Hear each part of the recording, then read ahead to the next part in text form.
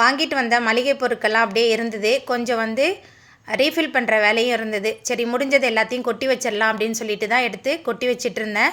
மஞ்சத்தூள்லாம் முன்னாடி எவ்வளோ மஞ்சத்தூள் போட்டாலும் அந்த அளவுக்கு கலர் பிடிக்காது. ஆனால் இப்போ கொஞ்சமாக மஞ்சத்தூள் போட்டாலே நம்ம சமைக்கிற பாத்திரத்தில் அந்த அளவுக்கு மஞ்சளோட கலர் ஒட்டிக்குது. கெமிக்கல் அதிகமாக போடுறதுனால தான் இந்த மாதிரி இருக்குதுன்னு நினைக்கிறேன்.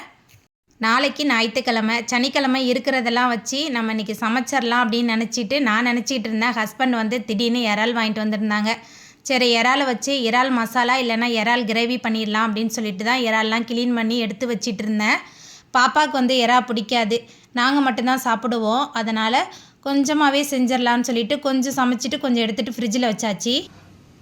நம்ம இறால் க்ளீன் பண்ணும்போது இந்த இறாலில் சைடில் கருப்பாக நீட்டாக இருக்கும்.